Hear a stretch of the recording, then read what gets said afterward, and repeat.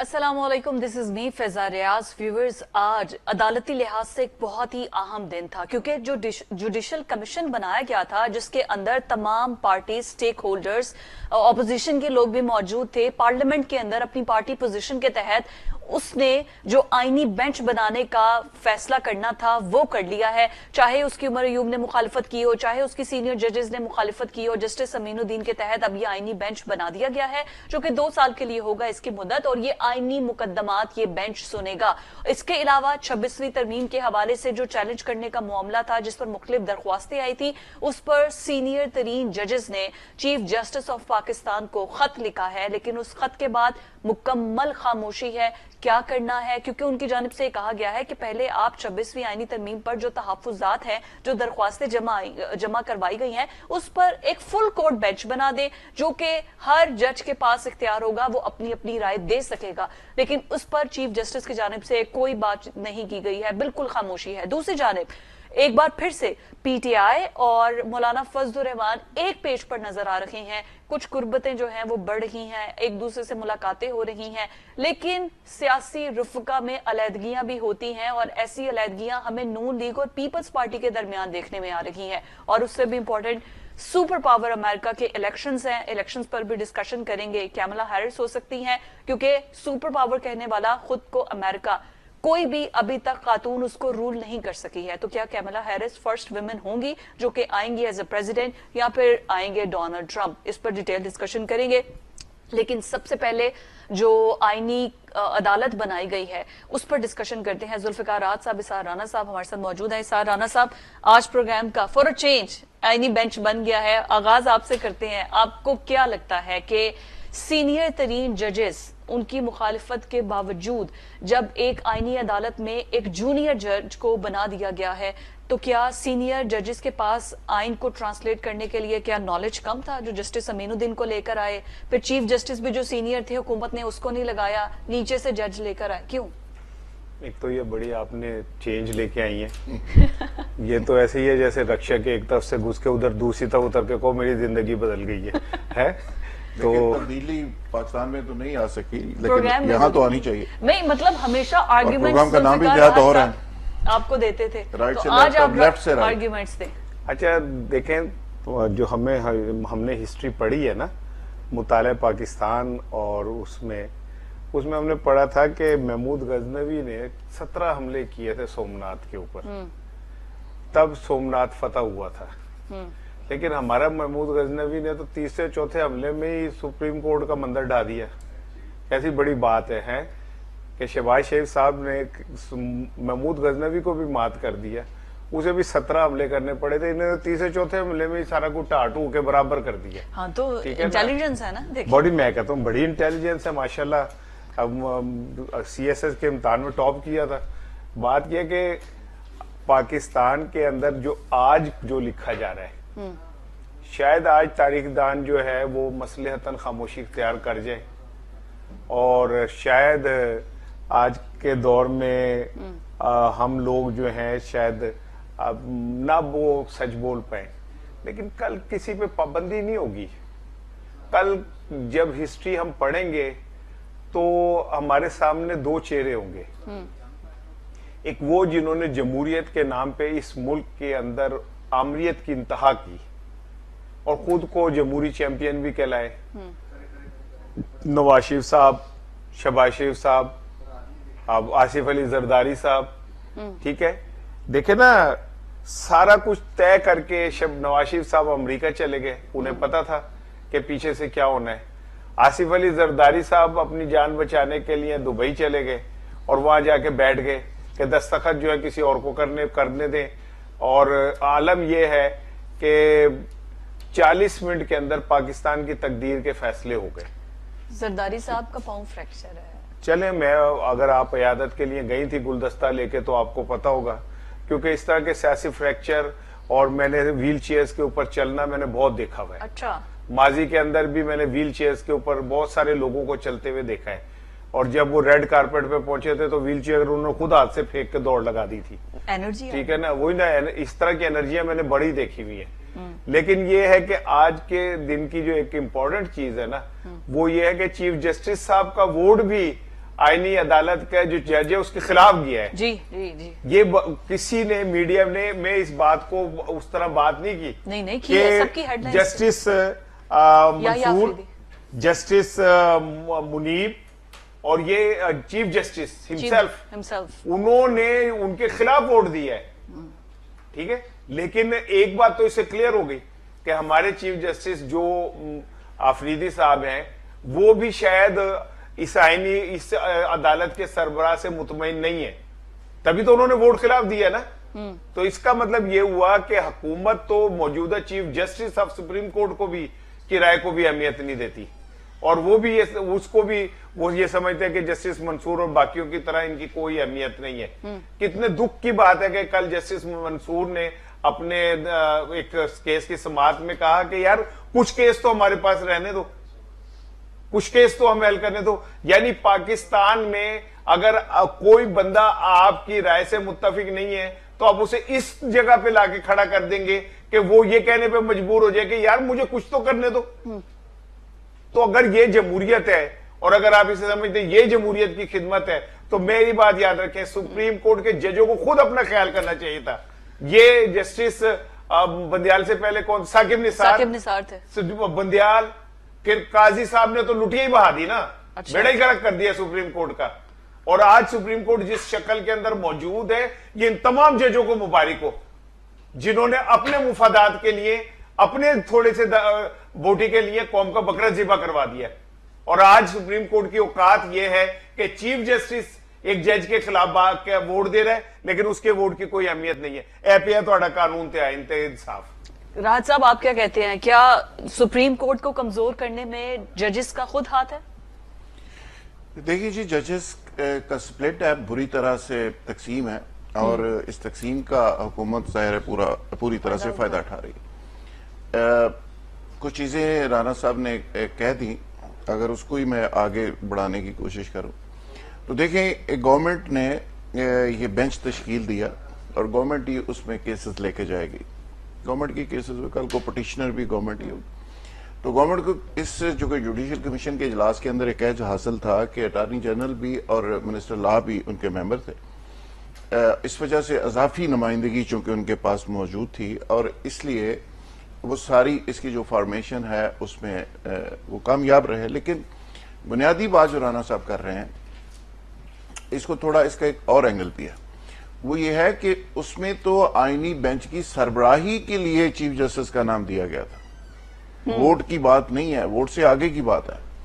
यानी मनीब साहब ने और मंसूर अली शाह साहब ने उनका नाम दिया था चीफ जस्टिस साहब का कि ये कैंडिडेट है, उनको प्रपोज किया गया था as a head of the आईनी बेंच। लेकिन उनकी बजाय वो दूसरे साहब बन गए और 5-7 से ये फैसला आ गया। और इसमें एक और बड़ा ट्विस्ट है। हाँ। अमीनुद्दीन खान साहब जो चेयरमैन बने, हेड बने हैं इन्हीं बेंच के, उनका अपना वोट भी उसमें शामिल है। उन्होंने अपना वोट भी उसमें शामिल किया है, और उसके बाद वो 7 लोग बने हैं, जिसके नतीजे में वो आईनी, मतलब अगर उनको अब खुद से फारिग कर दिया जाए तो वो फिर 5-6 से हो, जाहिर है। ठीक, नहीं वो तो एक उधर से कम हो जाता ना, एक उधर से बढ़ जाता।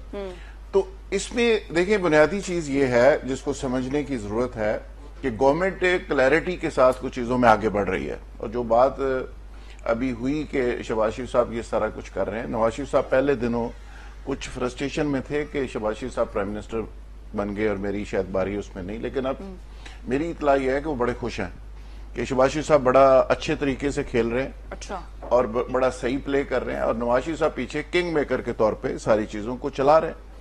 और जरदारी साहब जहां तक बीमारी का ताल्लुक है, वो बीमार जरूर हुए, लेकिन जो दस्तखत हुए हैं वो तो गिलानी साहब ने किए। उन्हीं के पार्टी के कायम काम प्रेसिडेंट है, जो चेयरमैन सेनेट भी हैं, और उन्होंने ट्रैक सूट के अंदर बड़े खुशी से दस्तखत किए हैं। उसकी तस्वीर भी मौजूद है, और फौरी तौर पे वो लॉ बन गया, नोटिफिकेशन हो गया, और उसके बाद गजट नोटिफिकेशन के लिए भेज दिया गया। अब सवाल ये है कि जो सारे लोग सोच रहे थे कि हनीमून पीरियड खत्म हो गया और सुप्रीम कोर्ट से अब अच्छी अच्छी खबरें आएंगी, तो आने वाले दिनों में लग ये रहा है कि अच्छी अच्छी खबरें नहीं आएंगी, अभी मजीद चीजें खराब होंगी। जो मंसूर अली शाह साहब और मनीब अख्तर साहब स्टॉन्स लेके बैठ गए हैं, तो इसका मतलब है कि ये सारी चीजें वहां पे उसी तरह होंगी। और जो मैं हमेशा कहता हूं कि सियासतदानों के जो गंदे कपड़े हैं फिर सुप्रीम कोर्ट के तालाब के अंदर धोने की कोशिश की जाएगी। और सुप्रीम कोर्ट को चाहिए कि वो सियासतदानों के लिए इस्तेमाल ना हो, वो अपनी चीजों की डायरेक्शन ठीक रखे। और ताकि क्योंकि ये सिर्फ सुप्रीम कोर्ट चंद लोगों की सुप्रीम कोर्ट नहीं है, ये पूरी कौम की सुप्रीम कोर्ट है। और ये 24 करोड़ अवाम आखिरी उम्मीद के तौर पे सुप्रीम कोर्ट की तरफ देखते हैं। तो लिहाजा सुप्रीम कोर्ट को अपनी इज्जत को बचाना भी है और परफॉर्म भी करना है, डिलीवर भी करना है। और माजी के अंदर जिनकी बात राना साहब ने की, साकिब निसार साहब की बात कर लें, इफ्तिखार चौधरी साहब की बात कर लें, मौजूदा जो साहब गए उनकी बात कर लें, ये सारे के सारे लोग बाल टू बाल कमेंट्री तो चलती रही, टीवी पे टिकर भी चलते रहे, लेकिन जुडिशरी के अंदर जो रिफॉर्म्स लानी थी, जो चीजें बेहतर करनी थी, वो बदकिस्मती से नहीं हो सकी, वो और चीजों में उलझे रहे। तो मौजूदा चीफ जस्टिस के सामने एक बहुत बड़ा चैलेंज है अपने अदारे की इज्जत को बचाना और जो पेंडिंग केसेस हैं उनको निपटाना और 200 के लगभग आईनी केसेस हैं उनसे जान छुड़वाना। और सबसे बड़ी बात यह है कि जो सुप्रीम कोर्ट की तरफ लोग उंगली उठाते हैं और बार बार बात करते हैं उसको भी खत्म करना। और वो कब खत्म होगी? जब चीजें सुप्रीम कोर्ट से ठीक होंगी, जब चीजें सुप्रीम कोर्ट से ठीक होंगी। लेकिन सुप्रीम कोर्ट के अंदर लेजिस्लेशन तो पार्लियामेंट की तरफ से की जाती है ना। अभी जो 2 सीनियर जजेस ने, मुनीब अख्तर ने और जस्टिस मंसूर ने जो खत लिखा है 26वीं तरमीम पे, उस पर क्यों चीफ जस्टिस खामोश है? देखें, बात यह है कि अगर कोई ये समझे ना जैसे कि जी को मामलात अब शुभ शुभ शुरू हो जाएंगे, यश चोपड़ा की फिल्म की तरह हीरो निकलेगा, उसके पीछे कोई वायलिन बजा रहा होगा और ऊपर से फूल गिर रहे होंगे और वो कहेगा तुम्हें जो मैंने देखा, तो ऐसा कुछ नहीं है। ये खत पहला कतरा है, ये खत जो है ना ये पहला आगाज है, ये रुकने वाला नहीं है। इन्होंने पूरा जोर लगा लिया कि जस्टिस मंसूर और वो जस्टिस मुनीब जो हैं वो निकल जाएं, रिजाइन कर दें, ठीक है। और इन 2 जजों ने, मैं फिर वही बात कहूंगा कि ये कल को तारीख बताएगी कि काजी फायज हीरो था या जस्टिस मंसूर हीरो थे। कल तारीख फैसला करेगी कि जो जस्टिस क्या कहते हैं आफरीदी हीरो हैं या जस्टिस मुनीब हीरो हैं। ये 2 जज ये भी चाहते तो ये भी पहले जज की तरह भाग जाते हैं, जाजुल हसन की तरह, उसे भी तो भगा दिया ना डरा के इन्होंने। ये भी चाहते तो ये अपनी जान बचा के चले जाते, खड़े हैं ये, ठीक है, तारीख के दुरुस्त सिमत की तरफ खड़े में। हार या जीत क्या है? उसने ऐसी चाल चली कि मेरी मात यकीनी थी, फिर किस्मत की बात है, ये हारा में पछताया। वो बहुत सारी जगहों पे लोग हार जाते हैं और सामने वाला पछताता है। शहबाज शरीफ ने जो ये समझ लिया ना कि मैंने अब सुप्रीम कोर्ट को भी फतह कर लिया, पार्लियामेंट में भी लोटे खरीद के मैंने अपनी अददी कुव्वत पूरी कर ली, ऊपर वालों को बैठ के मैंने एक्सटेंशन दे दी मेरी, अब मेरे 5 साल लिख लें कि ऐसा नहीं होगा। मैं आपको इस प्रोग्राम में दावा करके कह रहा हूं, हिस्ट्री माजी की उठा के देख लें।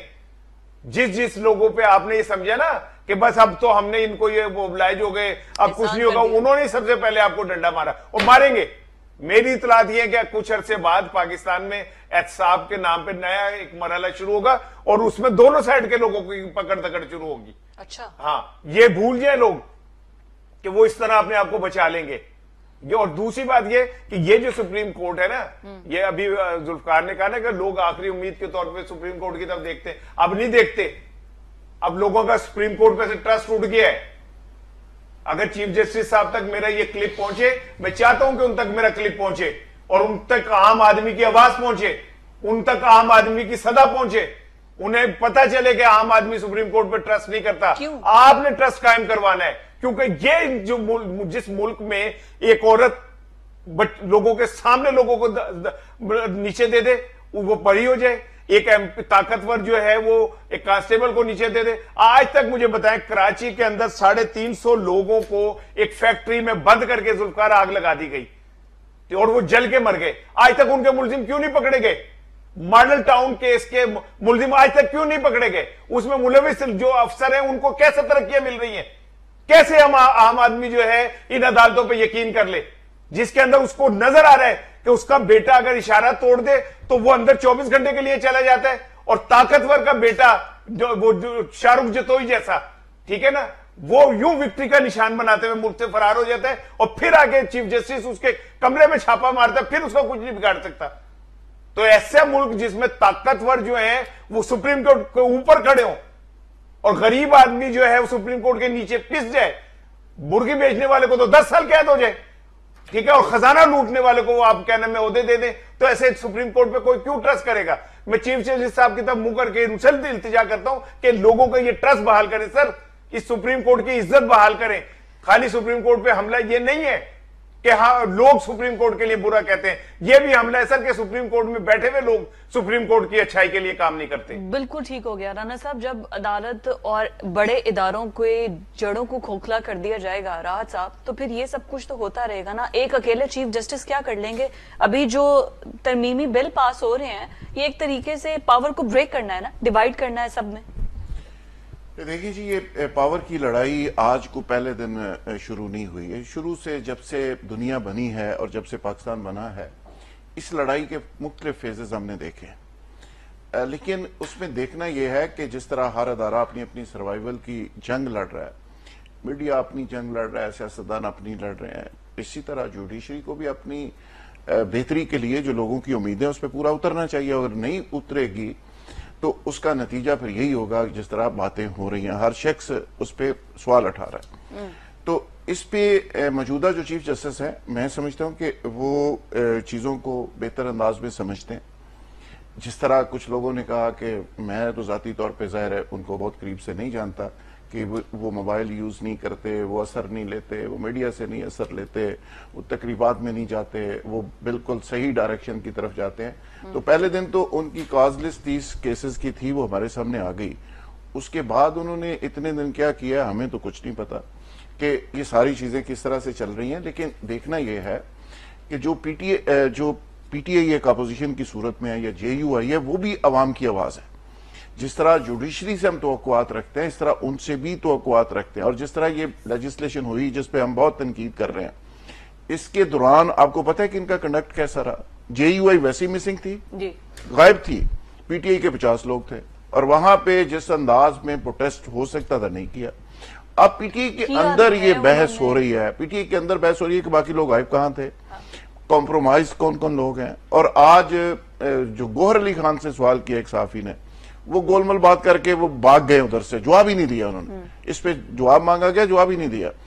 अब इस तरह की सिचुएशन अपोजिशन के अंदर होगी, इस तरह की बाकी जगह पे होगी, तो वो सारा बोझ अगर आप सुप्रीम कोर्ट में ले जाएंगे कि जी सुप्रीम कोर्ट इस पे स्टैंड ले, यानी सियासी मामला भी वो हल करे, लोगों को इंसाफ भी वो लेके दे, और जो पीटीआई के मसाइल है वो भी करे, नून लीग के भी करे, और किसी का अगर मसला उसकी मर्जी के मुताबिक हल ना हो तो उसके नतीजे में बैशिंग शुरू हो। फिर जजेस के खिलाफ जो ट्रोलिंग होती है वो भी हमारी नजरों से गुजरती है। यानी माजी के अंदर आप देखें कैंगरू कोर्ट्स से लेके क्या कुछ इन अदालतों को नहीं कहा गया। अदालतों ने इन हालात के अंदर सरवाइव किया। लेकिन मैं इस बात से इत्तेफाक मुझे करना पड़ेगा कि अदालतें अगर अपनी डायरेक्शन ठीक कर लें और सिर्फ इंसाफ ही लोगों को सही वक्त में मिल जाए। 20-20 साल लोग रुल रहे हैं, ये फैक्ट है। केस पेंडिंग है, ये फैक्ट है। लोअर कोर्ट्स के अंदर बेबहा करप्शन है, ये फैक्ट है। एक नस्ल केस शुरू करती है, तीसरी नस्ल तक चलता है, ये फैक्ट है। तो मेरा ख्याल है कि तनकीद अपनी जगह, लेकिन चीफ जस्टिस को इन चीजों पे फोकस करना चाहिए। अदालती रिफॉर्म्स करनी चाहिए, लोगों को इंसाफ मिलता हुआ नजर आना चाहिए, सिर्फ टिकरों में या चैनल्स के ऊपर नजर नहीं आना चाहिए, या उनके रिमार्क्स के अंदर नहीं आना चाहिए। जैसे कहते हैं फैसले बोलते हैं, ऐसे फैसले बोलने चाहिए। जब ये बोलेंगे तो अदलिया की इज्जत भी बहाल होगी और फिर उंगलियां उठाने वाले लोग भी खामोश हो जाएंगे। सियासी मुकदमात के बजाय जो रियलिटी बेस्ड मुकदमात है ना, अगर तो उन पर इंसाफ होता है तो फिर समझ भी आता है। हिस्ट्री में हमने नहीं देखा, ना हमने पढ़ा, ना कोई ऐसा नजर आता है कि किसी ताकतवर शख्स को, चाहे वो करप्शन पे, चाहे वो पॉलिटिकल इश्यूज पे, या चाहे उसने कुछ भी किया है, उसको सजा दी गई हो। एक जुल्फिकार अली भुट्टो को मिली थी और 30 साल बाद अदालत ने कह दिया कि हमने गलत किया है। तो उसके बाद अब किसको मिलती है सजा? Let's see. हमें जाना ब्रेक पर, स्टे विद अस। ब्रेक के बाद खुश आमदीद। कुछ बात करेंगे बिलावल भुट्टो जरदारी की, जो कि कुछ नाराज नजर आते हैं क्योंकि अभी जो एक आईनी बेंच बना है और जुडिशियल कमेटी बनी है जिसने फैसला किया है कि बेंच में कौन होगा, कुछ उस पर नाराजगियां हैं। फिर वो कहते हैं कि 26वीं आईनी तरमीम हमने पास की, उसके बाद ये जो नया बिल पास किया गया है, इस नए बिल के अंदर जिसको एकदम से 40 मिनट के सेशन के अंदर पास कर लिया गया, इस पर कुछ तहफुजात थे और यही वो सारी चीजें थी जो कि माइनस करवाई थी 26वीं आईनी भी तरमीम से, तो हमें लूप लाइन में लिए बगैर ये सब कुछ कर लिया गया है। जरदारी साहब है दुबई में, लेकिन द वैलिड पॉइंट इज कि आखिर जो यूसुफ रजा गिलानी है उनके दस्तखत से ही तो ये बिल जो है वो मंजूर हुआ है, सदर की मंजूरी के बाद हुआ है। जो कायम मुकाम सदर इस वक्त यूसुफ रजा गिलानी मौजूद है, तो बिलावल और पीएमएलएन के दरमियान, यानी कि पीपल्स पार्टी और पीएमएलएन के दरमियान ये दूरियां या सिर्फ दिखावे के लिए हैं, क्या रियलिटी में भी कुछ इनमें क्लैश आ रहा है? राहत साहब, आपके पास क्या खबर है? देखिए जी, पावर शेयरिंग का एक फार्मूला तय हुआ था दोनों पार्टीज के दरमियान, और जिस तरह पीटीआई की जो सीटें थी और वो उनकी जो बंदर बांट हुई, सारी तकसीम हुई, और इसी तरह बाकी चीजों में भी इश्तराक था, एक पावर शेयरिंग फार्मूला था। और अभी आगे चल के बहुत सारी और चीजें भी सामने आ सकती हैं। अभी तो ये बात आई है ना कि जो हमारे साथ ये तय था और हमें ये हिस्सा क्यों मिला, और उसमें ये था कि गवर्नमेंट के पास तो देखे ना जी, वजीर कानून भी है, अटॉर्नी जनरल भी है, 5 लोग हैं उनके अपने। तो पीपल्स पार्टी से तय किया गया था कि आपको भी उसी के मुताबिक नुमाइंदगी मिलेगी जुडिशल कमीशन के अंदर, 5 लोगों के। और आगे चल के जुडिशल कमीशन की इंपॉर्टेंस कितनी ज्यादा है कि जजेस उन्होंने भर्ती करने हैं, सारी स्क्रूटनी वहां से होनी है, अहम फैसले उधर से होने हैं, और अगर किसी जज को निकालना है तो वो भी उसी जुडिशियल कमीशन के प्रोसेस से निकलना है। और अब ये एक तरह की पूरी अदालत है ना, कि अगर पूरी अदालत है, रिव्यू भी जाना है तो सुप्रीम कोर्ट में नहीं जाएगा, वहां पे जाना उसी के पास। तो आप देखिए उस फोरम की इंपॉर्टेंस है बहुत ज्यादा, और उस इंपॉर्टेंस को सामने रखते हुए फारूक एच नायक हैं या बाकी लोग हैं पीपल्स पार्टी के, बड़े जगादरी किस्म के वकील हैं, उन्होंने जाहिर एडवाइस किया होगा कि ये इसका हिस्सा पूरा लें और आईनी तौर पे चीजों को आप काबू करें, और आगे चल के फिर उसके अकॉर्डिंग भी चीजें चलेंगी। अब आईनी सेटअप जो है सूबों के अंदर भी बनना है, फिर सूबों के अंदर जजेस भी रखे जाने हैं, तमाम हाई कोर्ट्स के अंदर जजेस आएंगे, फिर इस्लामाबाद हाई कोर्ट के अंदर आएंगे, जजेस की तादाद बढ़ाई जाएगी। तो लिहाजा पीपल्स पार्टी इस पोटेंशियल को, इस इंपॉर्टेंस को समझती है, और आज पहला इतराज आया, और आगे चल के जो मुझे नजर आ रहा है ये इतराजात और बढ़ेंगे। बिलावल साहब और भी कुछ चीजों से नाराज है, और जरदारी साहब जैसे बाहर बैठे हुए हैं, ये नहीं वो समझ रहे हैं कि गवर्नमेंट ने जिस तरह उनके साथ चलना चाहिए तो उस तरह नहीं चली। 2-3-4 इश्यूज ऐसे हैं जो आने वाले दिनों में सामने आएंगे, जिसमें ये पावर शेयरिंग फार्मूले से स्टार्ट हुआ है, और आगे चल के वो कहेंगे जी गवर्नमेंट के अंदर जो चीजें थी, हमारे साथ जो वादे किए गए थे वो पूरे नहीं हो रहे। पंजाब के अंदर पावर शेयरिंग फार्मूले के ऊपर भी उन्होंने तहफात का इजहार किया पार्टी के अंदर। उन्होंने कहा जी कि गवर्नर साहब रोज शिकायतें लगाते हैं कि मेरी कोई सुनता नहीं, मुझे पूछता कोई नहीं। तो गवर्नर की जाहिर एक सिंबॉलिक पोजीशन होती है ना सूबे के अंदर, तो गवर्नर से वो चीफ एग्जीक्यूटिव वाला पीपल्स पार्टी वाले काम लेना चाह रहे हैं, वो हो नहीं सकता। अब चीफ एग्जीक्यूटिव है मरियम बीबी, और मरियम बीबी की मौजूदगी में अगर गवर्नर हाउस चीफ एग्जीक्यूटिव की तरह बिहेव करे तो वो एक्सेप्टेबल नहीं है। जैसे वाइस चांसलर्स के ऊपर फटा पड़ा, जैसे बाकी और बहुत सारे पॉलिटिकल इश्यूज है, और पीपल्स पार्टी का एक दरीना ख्वाब है कि पंजाब के अंदर उनकी को बेस बने, पंजाब के अंदर उनकी पार्टी कभी अक्सरियत हासिल करे। ये पुराना पीपल्स पार्टी का एक ख्वाब है, लेकिन ये अलग बात है कि पंजाब के अंदर से तो उनको कैंडिडेट नहीं मिलते, ये भी फैक्ट है। तो अब गवर्नर उसको एक मोर्चा उन्होंने बनाया है, सलीम हैदर साहब क्या कर पाते हैं, और वहां पे जाले बिल्कुल मायूस सी सूरत हाल है, क्योंकि पंजाब के किसी डिपार्टमेंट के अंदर उनकी सुनी नहीं जाती। बड़ा और पहले नकवी साहब थे सीएम, उस वक्त भी ये रिजर्वेशन थी, और फिर जरदारी साहब तक मामला गया, और अब भी वो कहते हैं कि पंजाब के अंदर किसी डिपार्टमेंट के अंदर हमारी बात नहीं सुनी जा रही। यही वजह है, और फिर बड़ा जरूरी भी है कि इनको फिर बंदा भी ऐसा स्ट्रांग लेकर आते जिसकी सुनवाई होती है। वो बेचारे सलीम साहब खुद मासूम से, और गवर्नर के पास वैसे इख्तियारात नहीं है, लेकिन फिर भी गवर्नर हाउस में शाहाना खर्चे तो हो ही रहे हैं। राना साहब, आपके पास क्या खबर है? क्या वाकई पीपल्स पार्टी और नून लीग में इख्तिलाफात हैं? वैसे कल की ये खबर थी, शहबाज शरीफ कह रहे थे कि काबीना को बड़ा करने का वक्त आ चुका है, तो क्या पीपल्स पार्टी वाले आ रहे हैं? वैसे ये आपको किसने कहा कि ये जो गवर्नर है पीपल्स पार्टी लाई थी? इनका तो नाम ही नहीं था, नाम तो कायरा साहब का था, लेकिन तो पर्ची इनकी कैसे निकली, कहां से निकल आई थी? तो जैला, पुराना जैला तो नहीं, बहुत पुराने जैल है, बल्कि पाटे पुराने हैं, लेकिन ये के नाम तो किसी और के थे, तो इनके नाम अचानक कैसे आ गए ये भी एक मिस्ट्री है। हाँ, और ये ही हमारी असल हिस्ट्री है। ठीक है ना, वो तो पता ही है फिर। हाँ अच्छा, अब आ जाइए, ये बिलावल साहब नाराज हो गए।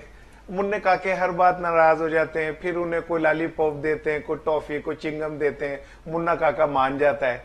मुन्ने काका की इतनी ही गेम है, बजट पे मैं नाराज हो गया, बजट पे 2 टके विफाक ने दे दिए, वो मान गए। मैं नाराज हो गया, पंजाब में यूं नहीं है, एवं एक जाली सा शहबाज शरीफ ने मीटिंग बुला के कहा आपके मुतालबात मान लिए, मुन्ना खुश हो गया। ठीक है, मुझे बताए मुन्ना इतना ही नाराज है तो ये बाद में पता चला कि बंदे कम है हमारे, पहले नहीं पता था तुम्हें? क्यों नहीं किया बाइकाट? अगर जरूरत थी तुम्हें इखलाकी तो करते ना। तुम्हारे अबू भाग गए बहाना करके कि मेरे तो फ्रैक्चर हो गया है, ठीक है ना, और वो जाके वहां पे बैठ गए कि हो जाए फ्रैक्चर है, एडे वीवीआईपी तैयारे से नीचे उतरे हैं, वो कुछ हमारी तरह कुछ चिकड़ी फिर सर कि उन्होंने फ्रैक्चर हो गया, 4 हफ्ते वो वहां दुबई बैठेंगे बस, ताकि वो इस सारी गेम का हिस्सा ना बन सके। और अगर आप इतने आपको एतराज था तो आपका प्रेसिडेंट जो कायम मुकाम है वो इसको तो ट्रैक सूट में उठा के कहा गया जॉगिंग बाद में करना, पहले दस्तखत करो इधर, ठीक है ना, दस्तखत करवाए। जरदारी साहब इसी बहाने रेस्ट वेस्ट कर लेंगे। हाँ वही ना, तो मुन्ना काका जो है वो नाराज हो गया, ये वो चे पिद्दी शोरबा, इन्होंने क्या नाराज होना है, ठीक है ना।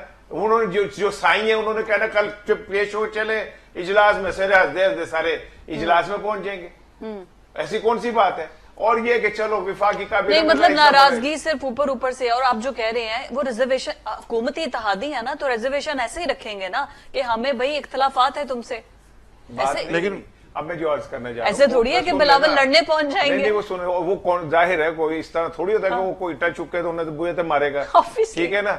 लेकिन वो जो नाराजगी कह रहे हैं ना, वो भी गरीब आदमी का मोबाइल उठाया ना, फोन मिला तो कहते हैं पीछे से आवाज आती है एक बड़ी खासून आपको मतलूबा सहूलत मैसर नहीं है, तो इन्हें नाराज होने की सहूलत मैसर नहीं है, इन्हें पुरानी तनख्वाह पे ही काम करना है।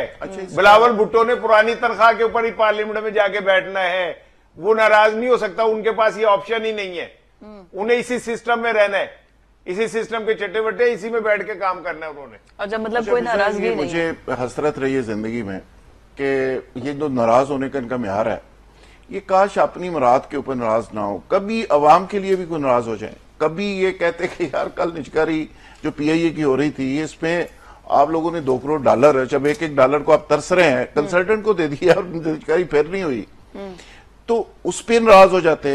ये कभी इस पे नाराज हो जाए कि लोगों को रोटी कपड़ा और मकान नहीं मिल रहा, कभी इस पे भी बिलावल साहब नाराज हो, कभी टाइम निकाल के कि जो आम लोगों को बेचारों को पानी मैसर नहीं, रोटी मैसर नहीं, स्कूलों से बाहर 3 करोड़ बच्चे बैठे हुए हैं, उस पर हुकूमत से नाराज हो जाए कि इसको एड्रेस क्यों नहीं कर रहे। कभी आम लोगों के मसाइल के ऊपर नाराज हो जाए, कभी रोटी कपड़ा मकान तो उनका एक फेवरेट नारा है, उसके ऊपर कभी नाराजगी का इजहार कर दें। अच्छा, बजट पे तो वो अक्सर करते हैं, कभी नारा लगा दें सरकारी मुलाजमीन की जो बंदर बांट पे तनख्वाहें नाराज थी। क्यों होते हैं कि जी ये मेरा हिस्सा, मुझे इतना क्यों नहीं मिला, मेरा तो इतना बनता था, इतना क्यों नहीं मिला। हाँ। कभी फंड्स पे नाराजगी, कभी मिनिस्ट्रियों पे नाराजगी, कभी अब जुडिशियल कमीशन के ऊपर नुमाइंदगी पे नाराजगी। ये हर वक्त यही तमाशा रहेगा इस मुल्क के अंदर। कोई शख्स पाकिस्तान से पूछने को तैयार नहीं, अवाम में से भी और पीपल्स पार्टी के वोटर से, कि खुदा के लिए अपने आप को इलेक्ट करके भेजा है, असेंबली के अंदर भेजा है, को हमारे इशू के ऊपर भी नाराज हो जाएं, हमारे इशू के ऊपर भी कभी असेंबली से बाइकआउट कर दें, कभी आम आदमी के मसले के ऊपर भी खड़े हो जाएं। अब भुट्टो के नवासे हैं, तो भुट्टो साहब तो रोटी कपड़ा और मकान का नारा दे के गए थे, उस नारे के ऊपर भी कभी खड़े हो जाएं। तो ये बड़ी एक बदकिस्मती है, जब भी नाराज होते हैं यही पता चलता है ये वजारतों पे नाराज हो गए, गवर्नरी पे नाराज हो गए, फलानी फंड्स के ऊपर हो गए। तो ये पीपल्स पार्टी का मतलब ही पीपल्स पार्टी, पीपल लोगों अवामी जमात है ना, अवाम की पार्टी। तो अगर फंड्स तो पे नाराज हो रहे हैं, मामले से मिस राज साहब फंड्स पे नाराज हो रहे हैं, तो अवाम के लिए तो फंड्स मांग रहे हैं ना, इसी वजह से। अच्छा, ये मुझे नहीं हाँ, पता। और अगर वो ये बड़ी अंदर की खबर। और दूसरा ये कि अभी सरकारी तनख्वाहों में जो इजाफा था पेंशन का, ये मोहसिन नकवी के टाइम पे ये पीपल्स पार्टी ने ऑब्जेक्शन लगाया था ना, तो उसके बाद ये इसको 25 से बढ़ाकर पाकिस्तान इधर पंजाब में 32 किया गया और सिंध में 35 किया गया। यहाँ तक तो कर रहे हैं। बाकी मराद के अंदर कितने अरकान असम्बली हैं, कितने लोग प्राइवेट बिल लेके आते हैं, कितने अवाम के लिए कोई अवाम के इंटरेस्ट की लेजिस्लेशन पे खड़े होते हैं, कितने वहां पे कोई एहतजाज करते हुए नजर आते हैं अवाम के लिए। एग्जैक्टली अपनी मुराद के ऊपर ही खड़े हो जाते। मुझे ये समझ नहीं आती कि आप हुकूमत में हैं भी, मतलब आपने वोट भी दिया इस गवर्नमेंट को, और फिर आप अपनी किसी मिनिस्ट्री को भी नहीं एक्सेप्ट करते कि कल को मलबा हम पे ना आ जाए। आईनी होते सारे ले लिए। एग्जैक्टली, ये किस किस्म की? चेयरमैन सेनेट ले लिया है, गवर्नरी ले ली है, जिसपे कोई बात कारकर्दगी पे हो नहीं सकती। अब नूली कहती है कि सारी रिस्पॉन्सिबिलिटी तो हमारी है, गालियां तो हमें पड़ रही हैं। एग्जैक्टली, तो जब पड़ रही है तो फिर हमें एंजॉय भी करने दो। और अताउल्ला तारड़ साहब इसीलिए तो कहते हैं कि किसी, आप देख ले राणा साहब क्या कितने गौर से आपको सुन रहे हैं। तारड़ साहब ने पता है क्या कहा, कोई कुव्वत और कोई शख्स वतन अजीज की तरफ मैली आंख से नहीं देख सकता और इसको नुकसान नहीं पहुंचा सकता, तो फिर उनका हक बनता है ना वजारतें भी इंजॉय करें। बिल्कुल ठीक हो। पूरा जुमला तुम नहीं ना बोले, उन्होंने कहा कि कोई और नुकसान नहीं पहुंचा सकता, हम किस लिए हैं?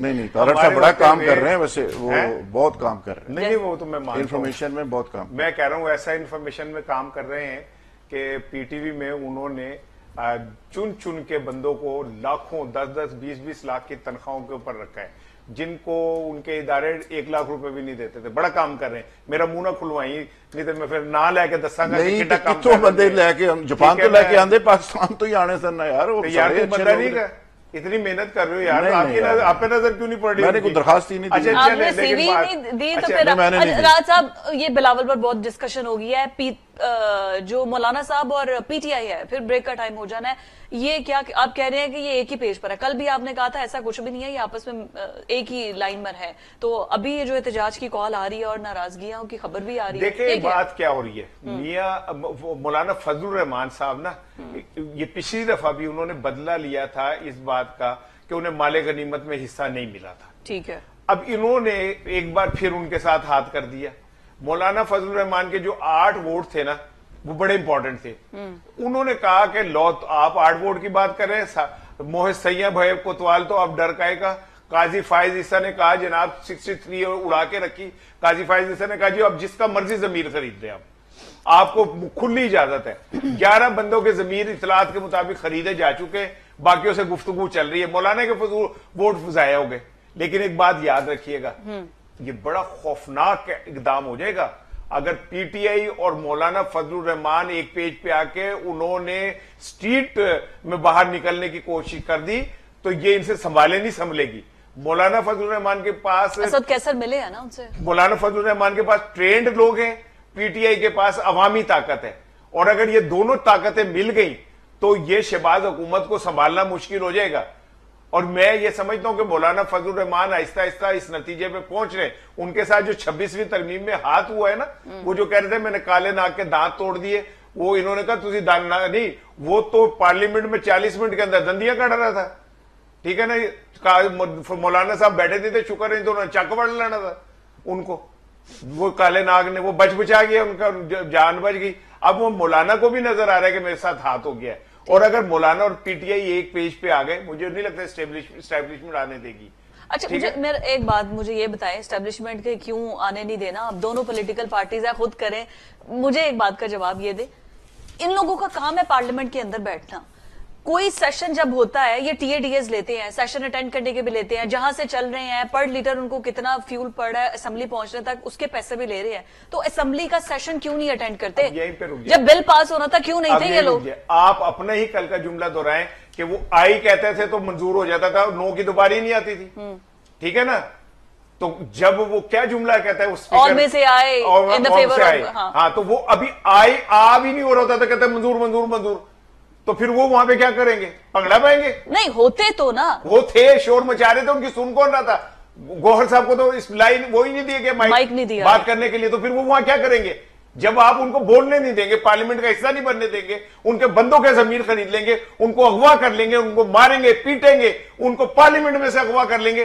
तो फिर वो पार्लियामेंट में बैठ के क्या करेंगे? मौका दे उन्हें बात करने का, हिस्सा बनाए उन्हें। 40 मिनट में आपने सारे बिल पास कर लिए, क्यों नहीं उन्हें मौका दिया डिबेट करने का? क्यों नहीं उनकी तजावीज ली आपने? बिल्कुल ठीक। फिर आप कहेंगे जी बैठते नहीं है। और फिर बिल के मुसवदे क्यों पहले शेयर नहीं किए गए? कोई भी बिल पास करना हो, क्या ऐसे ही होता है कि आप एक बिल लाए असेंबली के अंदर पास कर दें, बाकी किसी की डिबेट हो, उनसे मुसवदा शेयर हुआ हो या ना हो, एक पेपर के ऊपर? कोई भी गैर मुल्की कोई भी ऐसा है जो कि ताकत के जोर पे या पैसों के जोर से कोई बिल पास करवा सकता है पाकिस्तान के अंदर? लॉबी देखिए जी, पाकिस्तान के अंदर लेजिस्लेशन की जो तारीख है वो बदकिस्मती से ऐसी ही है। ये आज पहली दफा नहीं हो रहा। ये पीटीआई के दौर में जो आज केसेस चल रहे हैं, आपको पता है कि ये जो समरी घूमती होती थी घरों के अंदर जाके साइन होते थे मिनिस्टर्स से, उसी चीज का तो खमियाजा भुगत रहे हैं। यानी मिनिस्टर्स को पढ़ने की इजाजत नहीं होती थी, मिनिस्टर देख नहीं सकता था। और आज वो मिनिस्टर्स बयानात दे रहे हैं कि जी हमने तो देखा ही नहीं था, हमें तो जहमत ही गवारा नहीं की गई कि आप पढ़ ही लें इसको। तो ये रवायत आज को पहली दफा नहीं हुई, लेकिन मैं इसका मतलब हरगज नहीं कि मैं उसको सपोर्ट कर रहा हूं कि ये ठीक है। ये जिस दौर में भी हुआ गलत हुआ। आइन की और लेजिस्लेशन की जो असल रूह है वो वो पाकिस्तान के नजरियात या पाकिस्तान की बुनियाद या नजरिया पाकिस्तान से मुतसादम नहीं हो सकती, इस्लाम से नहीं हो सकती और अवाम की विल के खिलाफ नहीं हो सकती। ये बुनियादी तौर पर लिखी पड़ी चीजें हैं। अब सवाल यह है कि जिस तरह से रवायत पिछले दौर में रही है, मौजूदा गवर्नमेंट भी उसी अंदाज में उसको प्ले कर रही है, छक्के चौके मार रही है। लेकिन सवाल फिर वही है कि इसके नतीजे में जो चीजें होंगी, अब देखें ना, ये सारी चीजें चली जाएंगी सुप्रीम कोर्ट की, बॉल चली जाएगी सुप्रीम कोर्ट के अंदर, कि अब सुप्रीम कोर्ट के अंदर कहा जा रहा है कि 26वीं जो तरमीम है उसका केस लगाया जाए और फुल कोर्ट के अंदर सुना जाए। 2 जजेस ने खत लिख दिया, अभी हमने बात की जी, बिल्कुल। तो अल्टीमेटली क्या होगा कि इस तरह की जो सारी चीजें हैं, ये सारी रेट पिटीशंस की शक्ल में सुप्रीम कोर्ट के अंदर जाएंगी और सुप्रीम कोर्ट के अंदर जाएगी तो उसके बाद फिर सारा बोझ अदलिया के ऊपर होगा। बिल्कुल ठीक है। जिसको फैसला वहां से निकलेगा सूट करेगा वो बल्ले बल्ले करेंगे, जिसको नहीं करेगा वो बैशिंग करेंगे। बिल्कुल। और ये गंद जो खत्म होने का हम सोच रहे हैं ये खत्म नहीं होगा। किबला दुरुस्त करने की जरूरत है और किबला दुरुस्त करने के साथ साथ जाती मुफाद से जब तक ये लोग आगे नहीं बढ़ेंगे, हम लोग ऐसे ही बैठ के डिबेट करते रहेंगे। अमेरिकन इलेक्शंस पर डिबेट करेंगे ब्रेक के बाद। अमेरिका के 47वें सदर के लिए वोटिंग का अमल आज इस वक्त शुरू हो चुका है। 6 डिफरेंट टाइम जोन्स हैं जहां पर वोटिंग होगी। मुख्तलिफ पोलिंग का अमल स्टार्ट भी अलग टाइम से शुरू होगा और इख्तिताम भी अलग होगा और उसके बाद रिजल्ट आने का सिलसिला शुरू हो जाएगा। और कैमला हैरिस होंगे अमेरिका के सदर या फिर होंगे डोनाल्ड ट्रंप। वैसे मैं कहने लगती पाकिस्तान के सदर, क्योंकि इस वक्त पाकिस्तान के अंदर ऐसा लग रहा है कि जैसे वाकई में अमेरिकन इलेक्शंस नहीं पाकिस्तान के इलेक्शंस हो रहे हैं, क्योंकि एक पार्टी तो एसोसिएट कर चुकी है कि उनका लीडर बाहर आ जाएगा अगर डोनाल्ड ट्रंप आ जाते हैं। क्या कहते हैं राहत साहब? देखिए जी, अमेरिका एक सिस्टम का नाम है और उसकी सबसे बड़ी दलील ये है कि अमेरिकी इंतखाबात 179 सालों से 179 सालों से नवंबर के पहले मंगल को होते। कभी एक दिन भी ऐसे नहीं हुआ कि वो 2 महीने आगे कर दें, 4 महीने आगे कर दें। ये एक वहां की रवायत है जिससे आपको अंदाजा होगा कि किस तरह स्ट्रिक्टली सिस्टम को फॉलो किया जाता है। राइट। 2000 में नताइज का 36 रोज के बाद अनाउंसमेंट हुई थी। इसी तरह इसके बाद भी 2-3 दफा ऐसा हुआ कि 4 दिन बाद, 1 दिन बाद। लेकिन इसके साथ साथ एक और बड़ी दिलचस्प चीज है जो मैं आज देख रहा था कि 2004 में जो वहां पे यूथ के वोटर्स थे उनका टर्नआउट था 49% और 2008 के अंदर ये 51% हो गया। ठीक। फिर 2012 में 45% हो गया, 2016 में 44 और 2020 में ये 55% हो गया। राइट। तो टर्नआउट आज भी जो इलेक्शन में आया है वो बड़ा तसल्ली बख्श और बड़ा मुनासिब है। अभी तो वोटिंग शुरू हुई नहीं है। जो आ रहा है नताइज आ रहे हैं और उसमें एक एक चीज सारी आ रही है, लेकिन क्लोज मार्जिन है दोनों में, कंपटीशन पूरा है। यस। इस पे जो लोग कह रहे थे ना कि बड़ा क्लीन स्वीप कर जाएंगे ट्रंप साहब, ट्रंप की मोहब्बत है ना पाकिस्तान के अंदर बहुत ज्यादा और पाकिस्तान के बाहर भी, क्योंकि उन्होंने जहाज पकड़ के आना है, फिर डाला भी आना है उन्होंने मुलाकात कर। इसलिए कुछ लोग उस नतीजे को ख्वाहिश के तौर पर भी देखते हैं। ये आपके लिए था तो लेकिन मुझे लगता है कि वहां पे कंपटीशन काफी ज्यादा। ट्रंप ने आना है सीधा जहाज पकड़ के अडियाला। वैसे अब 6 करोड़ आवाम, मैंने इनकी बात नहीं की। अच्छा, ऑलमोस्ट 6 करोड़ आवाम जो है वो वोट डाल चुकी है और आज 16 करोड़ वोट डालेंगे। तो आपको क्या लगता है कि मैं इस इंतजाम से बिल्कुल मुतमईन हूं। इतनी बड़ी रियासत और इतने आराम से वहां पे फौरी तौर पे राजा सिकंदर साहब को भेजना चाहिए ताकि शफाफ, बिल्कुल गैर जानिबदार और तमाम पार्टियों को पूरा भरपूर मौका मिलने के बाद राजा सिकंदर साहब की पसंदीदा पार्टी को जितवाया जा सके। तो रिजल्ट भी आ जाना चाहिए। राणा साहब मेरी बात सुने, तो बड़े मियां साहब गए तो थे अमेरिका। मैं बस कर रहा हूं, सिफारिशात हो हमारे सकता एक नहीं दोस्त है वो कहते कि मैं गया कनाडा, एक मेरे कहते मैं किसी अजीज के गया तो वहां पे मैं एक मस्जिद में गया तो मैंने देखा वहां शिया, सुन्नी, वहाबी, देवबंदी सब इकट्ठे नमाज पढ़ रहे। अच्छा। कहते मुझे बड़ा दुख हुआ। फिर मैंने उन्हें बताया कि यार आप ये क्या कर रहे हो? कहता अब अल्लाह का शुक्र है वाबियों की मस्जिद वहां अलहदा है, सुन्नियों की अलहदा है, देवबंदियों की अलहदा है। राजा सिकंदर जैसा नादिर अगर वहां पे हीरा चला जाता वैसे दौरा करके तो वो जाके देखे ना, आज माशाल्लाह वहां पे इलेक्शन नहीं हो रहे होते, ट्रंप कह रहा था मैंने निशान दे दो चीफ जस्टिस का, वहां पे सुप्रीम कोर्ट का जो होता वो कहता कि नहीं भाई तू तेनू तो ਅਸੀਂ ਮੰਨਦੇ ਹੀ ਨਹੀਂ ਗਏ 5 ਕਰੋੜ 6 ਕਰੋੜ ਜਿਹੜੇ ਬੰਦੇ तेरे पीछे ने ਇਹਨਾਂ ਨੂੰ भी नहीं मानते party election intra party election. हाँ तुमने तो इंट्रा पार्टी इलेक्शन नहीं कराया, ये कैसी नाकाम सी जमहूरियत है। अच्छा फिर मुझे हैरान की है कि इनकी पार्लियामेंट किसी को एक्सटेंशन ही नहीं देती। यार कैसी पार्लियामेंट है ये अमेरिका की कि किसी को नहीं कहते कि यही सबसे अहम है यार इसको एक्सटेंशन देनी है। यार ये नहीं कहते कि यार सुप्रीम कोर्ट हमारा मसला है पार्लियामेंट का, उन्हें अवामी खिदमत से फुर्सत नहीं होती। यार अजीब लोग हैं, वहां पे ना किसी जज की एक्सटेंशन की बात होती है ना किसी सर्विस चीफ की होती है। ये कैसी नाकाम जमहूरियत है। यहाँ पे अच्छा। हमें पाकिस्तान से नवाज शरीफ जरदारी साहब को भेजना चाहिए अच्छा। अवाम की भरपूर खिदमत के लिए, खान साहब को ना ताकि भेजें। उन्हें पता चले कि भाई जमहूरियत किस चीज का नाम है। जमहूरियत का क्योंकि पौधा लगाया मैंने तो वहां पे ट्रंप के जाकर। बेटे को नहीं देखा कि आगे यहाँ तो जरदारी साहब की और नवाज शरीफ साहब की जो अगली लड़ाई है वो ये है कि उन्हें कहना एक मेरा चांद, उन्हें कहना एक मेरा तारा, अम्मी की लाडली अब्बू का प्यारा, ठीक है। उनका मैच होगा आपस में कि मेरा पुत्र वजीर आजम होगा, वो कहेंगे हूं मेरी बेटी वजीर आजम होगी। विचो किधर शबाशी साहब कहेंगे तुम लड़ते रहो, पार्लियामेंट की आंखों का तारा मैं हूं, मेरा बेटा वजीर आजम होगा। पता नहीं कैसी जमहूरियत है यार अमेरिका की। भाई मुझे तो बड़ा दुख हो रहा है उस जमहूरियत को देख के। 6 करोड़ वोट पड़ गए, कहीं ठाठा गोली नहीं चली, किसी ने उसके अंदर बक्से के अंदर कुछ डाला नहीं, डोनाल्ड वो ट्रंप बक्सा ने- चुप के दौड़े गोली तो पहले चल गई ना। और एक चीज और डोनाल्ड फिर ट्रंप पे गोली ट्रंप साहब चली। बड़ी मुश्किल बचे जुल्फकार थे। की तरफ चले जाएगा। हाँ। भाई ऐसी मैं इलेक्शन के ऊपर मैं लानत भेजता हूँ। वह ना बिरयानी की प्लेटें दी जा रही हैं ना कीमे वाले नान, ये क्या बेमजा सा इलेक्शन हो रहा है डांस अमेरिका किया का। डोनाल्ड ट्रंप ठीक ने है ना, अपने- अब देखा कैसा शानदार डांस किया, क्या शानदार लोग हैं यार। हंसते जी, हंसते इस, इलेक्शन लड़ रहे होते हैं, एक दूसरे को गालियां नहीं दे रहे होते। इन चीजों से अजीब लोग हैं। हमें भी सीखना चाहिए। और वहां पे यही मैं बात जो अक्सर करता हूँ कि देखें अच्छा जब मेरा नजरियाती सवाल आपसे ये, मुझे ना क्लोजिंग पर जाना है क्विकली। राहत साहब ऐसा क्यों एसोसिएट कर रहे हैं? खोसा साहब का बयान भी हमने चलवाया था कि अगर ट्रंप आ गया तो इमरान खान ट्रंप बाहर अब आ जाएगा। आखिरी उम्मीद है। पहले तो वाइस चांसलर हमने बनना था, वहां से निकल के लिस्ट है। अब ट्रंप आखिरी उम्मीद है कि वो जीतेंगे और रिहा करवाएंगे अच्छा। बानी पीटीआई को। तो वहां से एक फोन आएगा और उसके बाद दरवाजे खुल जाएंगे। क्या पीटीआई इसको अफोर्ड करेगी कि अमेरिका इंटरवीन करे? देखिए, मैं आपके आखिरी प्रोग्राम के दो जुमले कहूंगा। आखिरी प्रोग्राम नहीं प्रोग्राम के आखिर में आखिर में 2 जुमले कहूंगा। हाँ। एक स्क्रिप्ट इंसान खुद लिखता है, राइट, जिसमें वो सिकंदर एक वो जो शदाद है वो एक जन्नत बनाई उसने, वो पता नहीं क्या क्या किया, ये स्क्रिप्ट उसका था। और दूसरा उसका अमेरिका लिखता है। उसका पैर रखने का भी अल्लाह ने मौका नहीं दिया, ये अल्लाह का स्क्रिप्ट था।